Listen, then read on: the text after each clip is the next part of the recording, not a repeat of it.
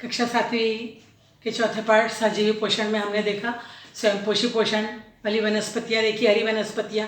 फिर उसके बाद हमने देखा परपोषी वनस्पतियाँ, वृक्षादिनी और अमरबेल। फिर हमने देखा कीटभक्षी वनस्पतियाँ, ड्रॉसेरा, घटपर्णी वगैरह। फिर सहजीवी पोषण वाली वनस्पति देखी हमने, पत्थर फूल। अब हम लोग देख रहे हैं मृतोपजीवी वनस्पति। मृतोपजीवी वनस्पति यानी नाम से मालूम है जो मरे गले, सड़े गले, मृत वनस्पतियों पर या मृत पदार्थों पर निर्भर होती है, उसको हम लोग क्या कहते हैं? मृतोपजीवी वनस्पति। यानी किसी भी सजीव के सड़े गले पदार्थों पर निर्भर रहने वाली वनस्पतियों को मृतोपजीवी वनस्पति कहते हैं। अब इसमें कौन कौन आते हैं? फफूंदी, आपने देखा होगा, भूसी वगैरह, कुकुरमुत्ता,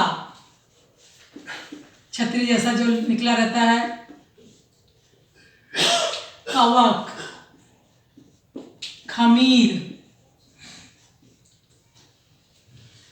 ये ऐसी कुछ मृतोपजीवी वनस्पतियां हैं। कुकुरमुत्ता हो गया, फफूंदी हो गई, कवक हो गया, या खमीर या इष्ट हो गए। ये वनस्पतियां जो है सड़े गले कार्बनिक पदार्थों से अपना जीवन व्यापन करती है। इन अवशेषों में से जो भी घटक गिरते हैं इनको ही ये अवशोषित करती है।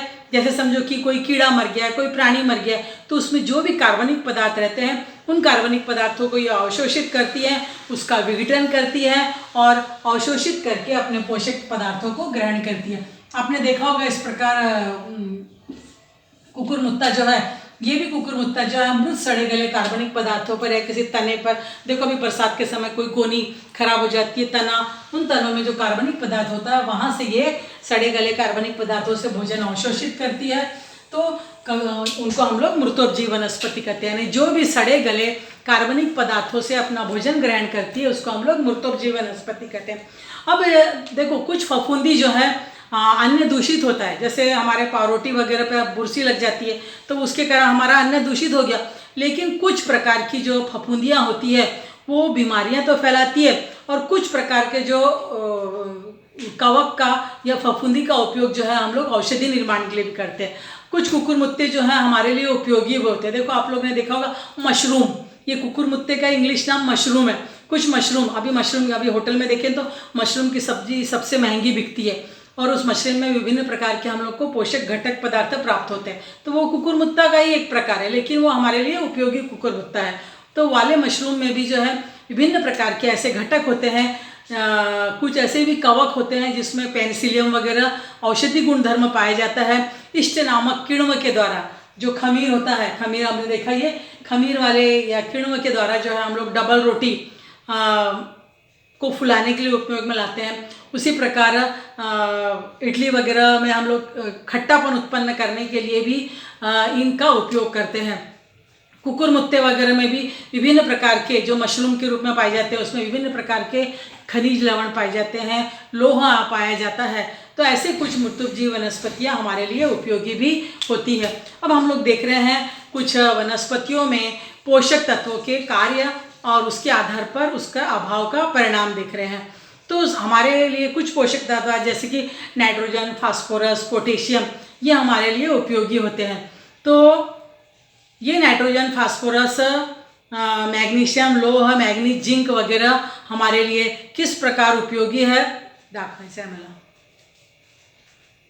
तो कौन कौन से घटक की कमी होने के कारण हमको आसान मिली, कौन कौन से पोषक पदार्थों के कारण हम लोगों को कौन कौन से अभी देखो यहाँ पर ये देखो, इसका दाखो फक्त वरचं दाखो ना। वनस्पतियों के पोषक द्रव्य नाइट्रोजन है। इसका कार्य क्या है? प्रथिन, पर्णहरित, कोशिका द्रव्य इसमें महत्वपूर्ण घटक पाए जाते हैं। ये इसके कारण, इसके अभाव के कारण वृद्धि में रुकावट उत्पन्न होती है, पत्तियां पीली पड़ जाती है। फास्फोरस पोषक तत्व के अभाव से समय पर ही पत्तियां झड़ जाती है, फूल लगने में देरी होती है, जड़ों में रुकावट उत्पन्न होती है। ये प्रकाशीय ऊर्जा का रासायनिक ऊर्जा में रूपांतरण करने का कार्य करती है। फिर उसके बाद है पोटेशियम। ये चयापचय की क्रिया के लिए आवश्यक है। पोटेशियम की कमी से तना जो है सकरा हो जाता है, यानी बारीक रह जाता है, पत्तियां मुरझा जाती है, कार्बोस पदार्थ जो है उस पत्ती में तैयार नहीं होता है। उसी प्रकार मैग्नीशियम, ये पोषक तत्व वनस्पतियां पर्णहरिम तैयार करने के लिए उपयोगी है। इसके अभाव से वनस्पति की वृद्धि जो है एकदम धीमी गति से होती है और पत्तियां पीली पड़ जाती है। वनस्पति में यदि लोह घटक कम हो जाएगा तो पर्णहरिम तैयार नहीं होगा और पत्तियां जो है पीली पड़ जाएगी। देखा होगा आपने गमले में हमारे कुछ पत्तियां जो है लगातार पीली पड़ते चली जाती है। फिर मैग्नीशियम प्रमुख संप्रेरक पदार्थों की निर्मित करता है, यानी जो वनस्पतियों की वृद्धि के लिए कुछ ऐसे हार्मोन जरूरी होते हैं, उनके अभाव से वनस्पतियों की वृद्धि में रुकावट हो जाती है और पत्तियों में दाग लग जाता है। आपने देखा होगा हमारे घर में मेथी पालक आता है तो उन पत्तियों पे कभी कभी दाग लगे हुए दिखाई देते हैं।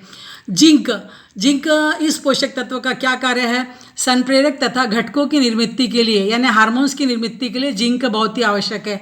इसके कारण भी जो है वनस्पतियों की वृद्धि में रुकावट उत्पन्न हो जाती है और जो है पत्तियां पीली पड़ जाती है।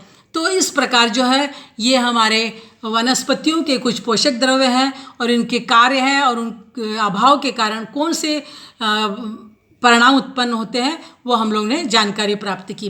तो अभी तक हमने क्या देखा कि वनस्पतियों में जो है हम लोगों ने पोषण देखा, कि वनस्पतियों में पोषण जो है हम लोगों ने क्या देखा, दो प्रकार से देखा। सबसे